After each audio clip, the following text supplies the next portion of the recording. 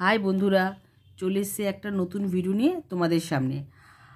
আজ আমরা দেখাবো হুগলি নদীর তীরে অবস্থিত এক ঐতিহাসিক প্রাচীন শহর ব্যারেকপুরের কিছু দর্শনীয় স্থান। কিভাবে যেতে হবে, কি কি দেখবে, কিভাবে ঘুরে দেখতে হবে, পুরোটাই তোমাদেরকে দেখাবো এই ভিডিওর মধ্যে। তার জন্য আমাদের সাথে ধৈর্য ধরে পুরো ভিডিওটা দেখতে হবে। আর যদি ভিডিওটা ভালো লাগে তাহলে লাইক, শেয়ার, কমেন্ট, সাবস্ক্রাইব করার অনুরোধ রইল। Thank you. 1765 সালে প্রথম এই ব্যারেকপুরেই গড়ে উঠেছিল ব্রিটিশ ইস্ট ইন্ডিয়া কোম্পানির প্রথম সেনানিবাস। আবার 1857 সালে এখানেই প্রথম শুরু হয়েছিল সিপাহী বিদ্রোহ। এবার আসি কিভাবে ব্যারেকপুর যাবে।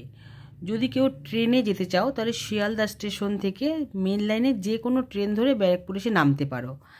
আর যারা ধরো বনগাঁর ওদিক থেকে আসবে, বনগাঁ ওদিক থেকে আসবে, তারা ট্রেনে এসে দমদম নেমে ব্যাকে যেতে পারো, কিংবা বনগাঁর থেকে গাড়ি ভাড়া করে অনেকে আসতে পারো।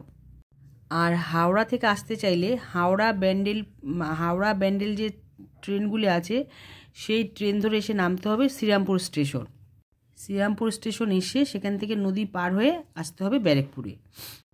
আর যারা বাসে আসবে তারা ডানলপ বা শ্যামবাজার থেকে আসতে গেলে বিটি রোড ধরে তারা চলে যেতে পারো। তো ব্যারেকপুরে দেখার মতো কী কী আছে? ব্যারেকপুরে দেখার মতো অনেক কিছু আছে। হলো মঙ্গলধারা রিসর্ট, মঙ্গল পাণ্ডে ঘাট, গান্ধীঘাটটা এখন বন্ধ রয়েছে। আছে গান্ধী মিউজিয়াম, ব্যান্ডেল চার্চ, তারপরে রাজ্যপাল ভবন, লর্ড ক্যানিংয়ের সমাধি, মঙ্গল পাণ্ডের যেখানে মঙ্গল পাণ্ডেকে ফাঁসি দেওয়া হয়েছিল সেই স্থান, কিন্তু এখন ওইগুলি সব বন্ধ রয়েছে। আর এই যে জায়গাটা দেখছো, এই জায়গাটাকে পুরো সাজানো হয়েছে ইকো পার্ক করার জন্য, এখনও তৈরি হয়নি। তো আমরা টোটো ধরে প্রথমে যাচ্ছি মঙ্গলধারা রিসর্ট থেকেই আমরা বাকি জায়গা ঘুরবো। কারণ এই রিসর্টে যাওয়ার আমাদের মেন কারণ হলো গিয়ে আমরা অনেকটা দেরি করে বেরিয়েছিলাম। দেরি করে বেরোনোর জন্য আমাদের মন্দিরগুলি প্রথমে দর্শন করা হয়নি। তোমরা চাইলে প্রথমে অটো বা টোটো ভাড়া করে অন্নপূর্ণা মন্দিরে যেতে পারো। সেখান থেকে ভোগের কুপন কেটে সেখানে ভোগ 100 টাকা করে আগের দিন জানাতে হয়। ওখানে ফোন নাম্বার আছে, ফোন করে আগের দিন জানাতে হয়। ফোন নাম্বারটা আমি আমার ভিডিওতে দিয়ে দেবো।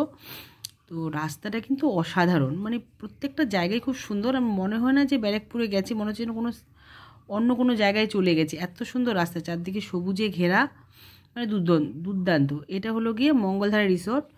এই মঙ্গলধারা রিসর্টে যেতেই সামনেই খুব সুন্দর দেখো, সিপাহী বিদ্রোহটা যে হয়েছিল সেই জিনিসটাই খুব সুন্দরভাবে দেখানো হয়েছে। আর বিকেলবেলা এখানে লাইট সাউন্ডের একটা প্রোগ্রাম হয়, রোজ দিনই লাইট সাউন্ডের একটা প্রোগ্রাম হয়। এই হলো রিসোর্টটা, মঙ্গলধারা রিসোর্টটা একদম পুরো গঙ্গার পাড়ে। আর এখানে না দুখানা বোট রয়েছে, চাইলে ওই বোটে এসি ফেসি সব লাগানো আছে, খুব সুন্দর। 4 জনের থাকার মতো ব্যবস্থা রয়েছে। আর 5,000 টাকা করে পার নাইট, 5,000 টাকা করে। তবে আমরা এই রিসোর্টে শুধু সকালের ব্রেকফাস্ট করে বেরিয়ে এসেছিলাম, কারণ এই রিসোর্টে আর আমরা যেহেতু বাকি জায়গায় ঘুরেছি তার জন্য রিসোর্টে আমাদের দুপুরে লাঞ্চটা করা হয়নি। তবে একটু কস্টলি। রিসোর্টটা কিন্তু খুব সুন্দর, সাজানো গোছানো, চাইলে থাকতে পারো, থাকার ব্যবস্থা রয়েছে এখানে। এই দেখো গঙ্গার পাড়ে চারদিকে গাছ লাগানো, দারুণ পরিবেশটা, খুব শান্ত স্নিগ্ধ পরিবেশ। কোলাহলপূর্ণ পরিবেশ থেকে কেউ যদি একদিনের মতো ছুটি কাটাতে চাও তাহলে এই জায়গাটা কিন্তু খুব সুন্দর। এটা হলো রিসেপশনটা, পরিষ্কার পরিচ্ছন্ন। আর বসার জন্য বাইরেও জায়গা রয়েছে, বাইরে সমস্ত টেবিল পাতা রয়েছে, সেখানে বসেও সবাই যারা এসছেন তারা বন্ধুবান্ধব নিয়ে, অনেকে পার্টি করতে এসছে, অনেকে ফ্যামিলি নিয়ে এসছে, যে যেরকমভাবে ইচ্ছে এখানে সময়টা কাটাচ্ছে। খুব সুন্দর, তোমাদেরও এখানটায় আসলে ভালো লাগবে। চাইলে পর একটা রাত এখানে কাটাতে পারো। কেউ বার্থডে সেলিব্রেট করতে আসছে, কেউ কোলাহলপূর্ণ জায়গার থেকে একটুখানি বাইরে বেরিয়ে এসে নিজের মতো সময় কাটাতে আসছে। খুব সুন্দর জায়গাটা, যে বাইরে বসে সব গল্প করছে, চারদিকে বড় বড় গাছ লাগানো রয়েছে, খুব সুন্দর। বাচ্চারা আবার মাঠে ওই ঢোকার এন্ট্রান্সের মুখে যেই ফাঁকা জায়গাটা, সেখানে অনেকে খেলাধুলা করছে বাচ্চারা, খুব সুন্দর। গঙ্গার আর এত কুয়াশা ছিল সেদিন আমরা যখন গেলাম, তখন তো এটা 12টা 12:30 হবে, আমরা ওখানে গিয়ে পৌঁছেছি, পুরো কুয়াশায় ভর্তি।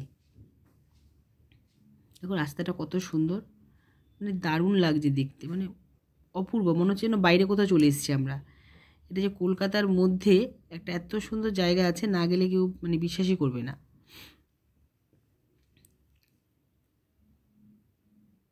চারদিকে গাছ আর গাছ, মানে সবুজের সমারোহ একদম। সব ধরনের গাছ লাগানো রয়েছে এখানটাতে।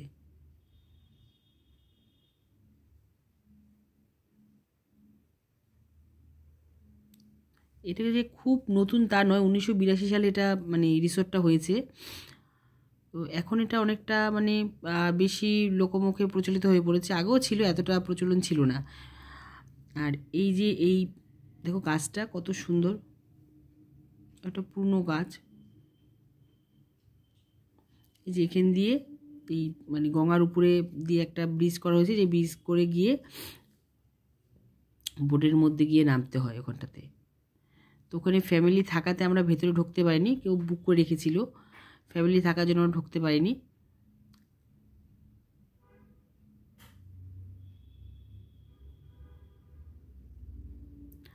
আর যেহেতু আমরা অনেকটা দেরি করে গেছিলাম, আমাদের গান্ধী মিউজিয়ামটাও যাওয়া হয়নি। তবে ওখানে গেলে পরে না মানে অটো ভাড়াটা মানে প্রচুর লাগে, তো সেই ক্ষেত্রে কথাবার্তা বলে একবার বুক করে নেওয়াটাই মনে হচ্ছে ভালো হবে।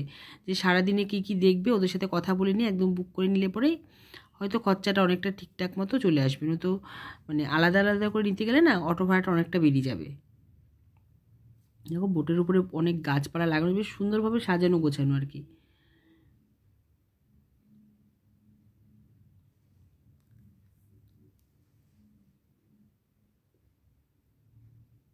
জবা গাছ রয়েছে, গোলাপ গাছ রয়েছে, তারপরে এটা কি ফুল গাছ আমি ঠিক বলতে পারছি না, কিন্তু ফুলগুলো খুব সুন্দর। মানে একদিনের পক্ষে সময় কাটানোর জন্য খুব ভালো জায়গাটা।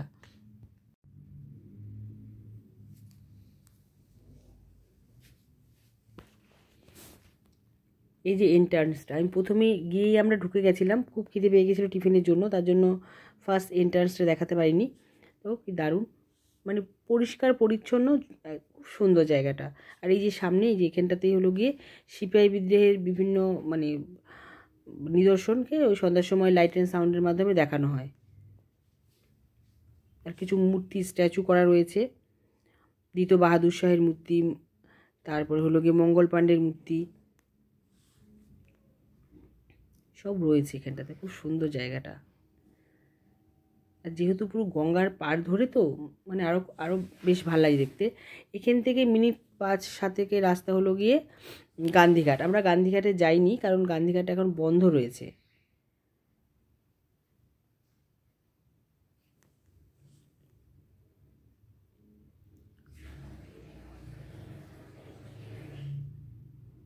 দেখো সব বাচ্চারা খেলছে। ফ্যামিলি নিয়ে আসলে পরেও কিন্তু জায়গাটা খুব সুন্দর। বন্ধু বান্ধব ফ্যামিলি সবার সাথে কাটানোর মতো সুন্দর জায়গাটা।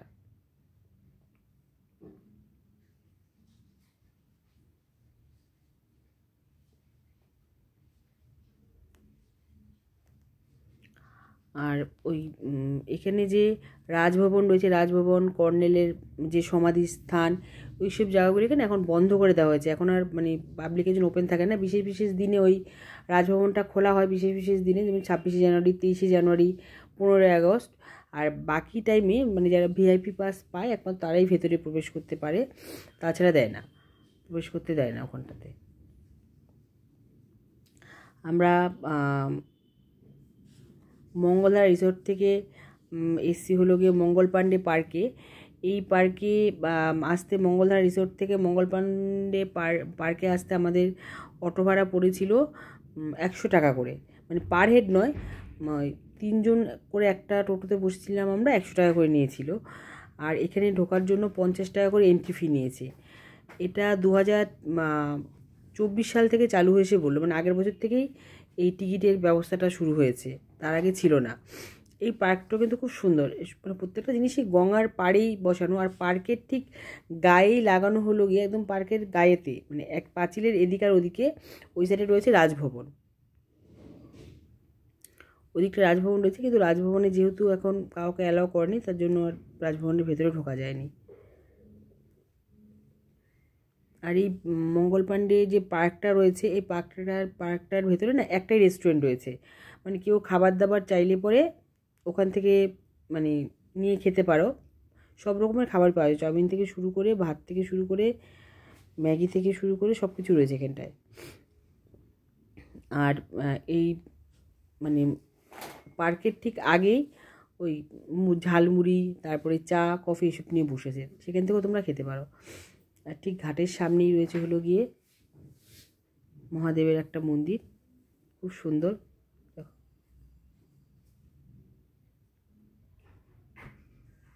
মহাদেবের মূর্তি রয়েছে, একটা লিঙ্গ, শিবলিঙ্গ রয়েছে। আর এটা হলো মন্দিরটা, মন্দিরটার উপরে হলো গিয়ে শিব পার্বতীর ছবি রয়েছে। গঙ্গাটা পুরো মানে প্রত্যেকটা জায়গায় দেখা যায়, জায়গাগুলি প্রত্যেকটা জায়গায় বেশিরভাগ জায়গাটা গঙ্গার পাড় দিয়ে অবস্থিত হয়েছে, মানে গঙ্গা না, হুগলি নদী আর কি, যেটাকে আমরা গঙ্গা বলছি, গঙ্গা নয়, হুগলি নদীর তীরে অবস্থিত। এই যে এটা হলো গিয়ে মা গঙ্গার মূর্তি রয়েছে।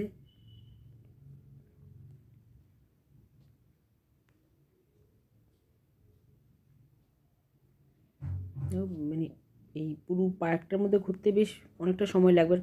মানে পার্কটা পুরো সবুজে ঘেরা, মানে সবুজ দিয়ে বেশ সাজানো গোছানো সুন্দর। বাচ্চাদের খেলার জায়গা রয়েছে, আমরা যেদিন গেলাম সেদিন অনেকে পিকনিক করতে এসছে। এই যে এটা হলো রেস্টুরেন্টটা, অনেকে পিকনিক করতে এসছে।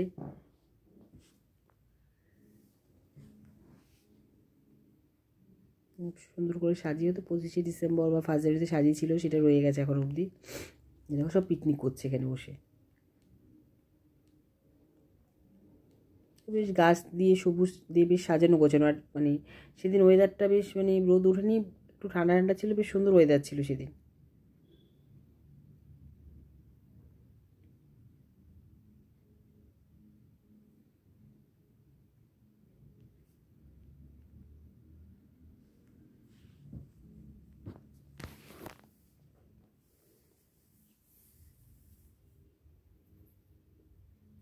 চারদিকে শুধু সবুজ আর সবুজ, মানে চোখ জুড়িয়ে যাওয়ার মতো সুন্দর পরিবেশ এখানে।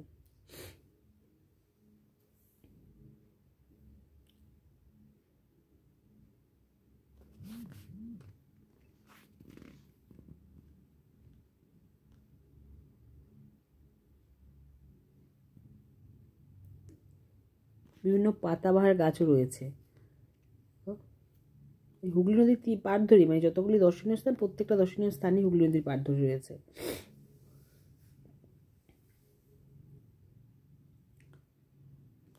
তবে এখানে কিছু কিছু জায়গা দেখলাম যেটা ব্যারিকেড করা রয়েছে, সেনানিবাসের মানে অধীনে রয়েছে।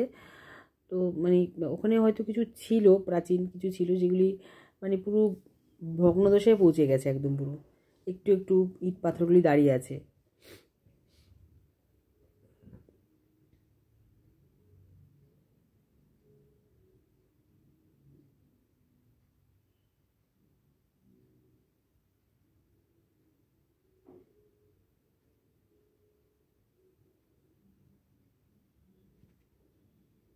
দেখো এই গাছটা কত সুন্দর, এটা মেহগিনি গাছ। দেখো মেহগিনি গাছটা পুরো পাতা ঝরে গেছে, মানে দেখতে কিন্তু দুর্ধর্ষ লাগছে গাছটাকে।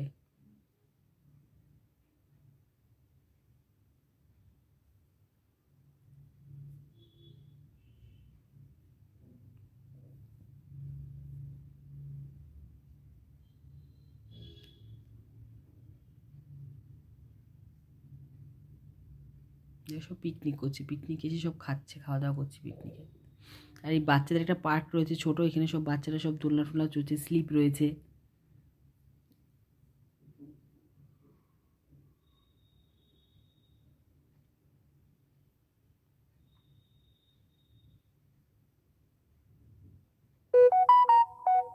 এই যে রাজভবনটার মানে বাইরের থেকে আমি যা যেটুকুনি ছবি পেয়েছি তুলেছি, ভেতরে রাজভবনের ভেতরে অনেকে ছিল, তারা হয়তো বেবি পাস পেয়েছিল। আমরা ইয়ের থেকে মঙ্গল পাণ্ডা ঘাট থেকে বেরিয়ে গেছি হলো কি, আমরা মঙ্গল পাণ্ডায় পার্ক থেকে বেরিয়ে আমরা গেছি অন্নপূর্ণা মন্দির। একটা এখানে না একটা চার্চও রয়েছে, কিন্তু ওই টাইমটাতে সব বন্ধ ছিল, তার জন্য চার্চও আমাদের ঢোকা হয়নি, চার্চও ঢুকতে পারিনি আমরা। তোমরা চাইলে পরে যে ভোগটা, দুপুরের ভোগটা, সেটা তোমরা অন্নপূর্ণা মন্দিরেও খেতে পারো, কিংবা জগন্নাথের যে মন্দির রয়েছে জগন্নাথ দেবের, সেই মন্দিরেও ভোগ খাওয়ানো হয়, সেখানেও খেতে পারো। এই যে জায়গাটা দেখছো, এই জায়গাটা যে ঘেরাও করা রয়েছে, এটা হলো মানে হলো গিয়ে ওই কর্নেলের বাড়ি ছিল, হাউস। কর্নেলের সমাধি এখানে রয়েছে, আর ইও রয়েছে। আর এই যে চার্চটা দেখো, চার্চটা যেতে পারিনি, চার্চটা বাইরের থেকে ছবি তুলেছি, বন্ধ ছিল। আর মঙ্গল পাণ্ডাকে যে ফাঁসি দেওয়া হয়েছিল ওই জায়গাটা ওখানটাই রয়েছে। এখন কাউকে প্রবেশ করতে দিচ্ছে না দেখে পুরো মানে আমরা আর ঢুকতে পারিনি। এবার কামানে রয়েছে, সেটা একটা পিকচার তুলেছি আমি। এগুলো অন্নপূর্ণা মন্দির। একটা পর্যন্ত দুপুরে খোলা থাকে, তারপরে বন্ধ হয়, আবার বিকেলবেলা 4টের সময় খোলে। আর রানী রাসমণির ছোট মেয়ে জগদম্বা দক্ষিণেশ্বরের অনুকরণেই তৈরি করেছিল এই মন্দির। এখানে কিন্তু ঠাকুর নিজে গেছিলেন। আমরা 4টের আগেই পৌঁছে গেছিলাম, পৌঁছে গিয়ে ভালো করে একটুখানি চারদিকটা ঘুরে দেখছিলাম। আর এখানে রানী রাসমণির ঘাটও গেছি, পুরোটাই দেখাচ্ছি। দেখো এই ভিডিওতে পুরোটাই দেখতে পাবে। মন্দিরটা পুরো দক্ষিণেশ্বরের মন্দিরের আদলেই তৈরি, তবে ছোট, মানে দক্ষিণেশ্বরের মতো। এটা হলো জগদম্বা দেবী মানে একটা মূর্তি, তো অতটা বড় নয়, ছোট জায়গার মধ্যে। তো পরিষ্কার পরিচ্ছন্নতার একটু মানে অভাব রয়েছে। যাই হোক,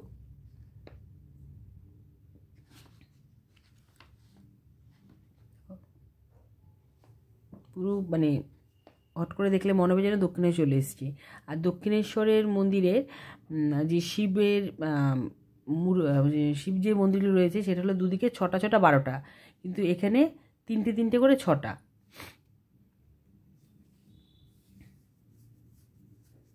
নাট মন্দিরও রয়েছে একটা, আর ওখানটায় ভোগ খাওয়ানো, এই যে ওই জায়গাটাতে ভোগ খাওয়ানো হচ্ছে।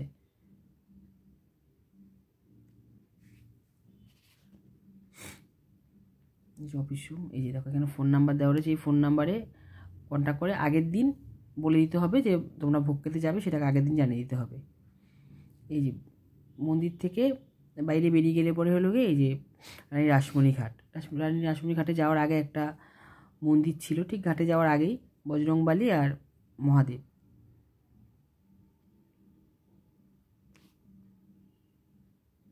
একজন পুজো করছিল, তখন ছবি তুলছিলাম।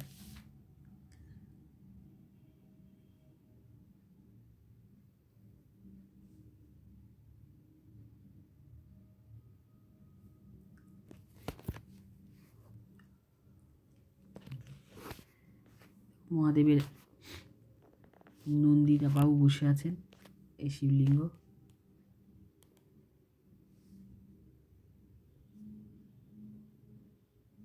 এই যে রানী রাসমণি ঘাট।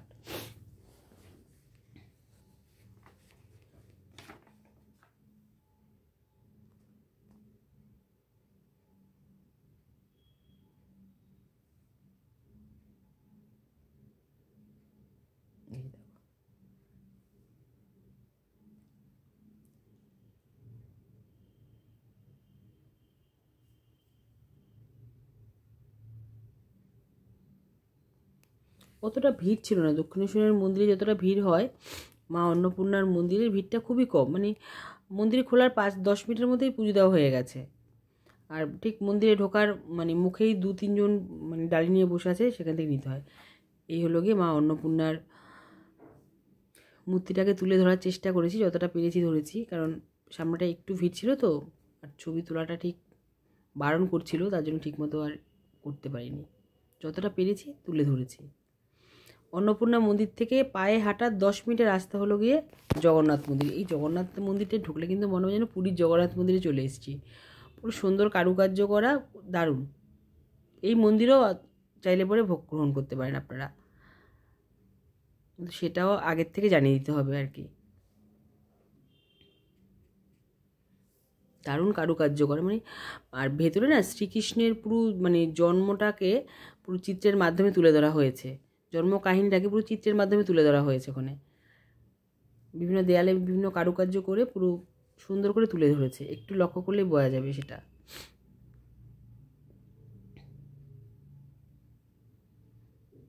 মানে দারুণ, আর একদিনের জন্য ঘোরার পক্ষে দারুণ। জগন্নাথ, বলরাম, সুভদ্রা।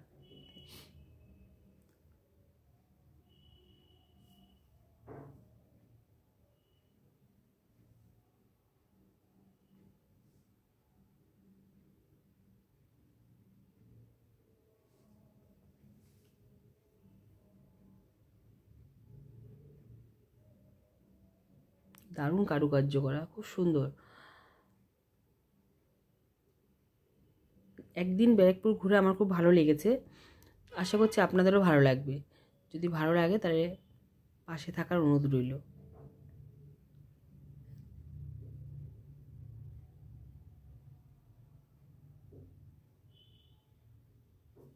পুরো শ্রীকৃষ্ণের জন্ম কাহিনীটাকে এই চিত্রের মাধ্যমে খুব সুন্দর করে দেখানো হয়েছে এখানটাতে।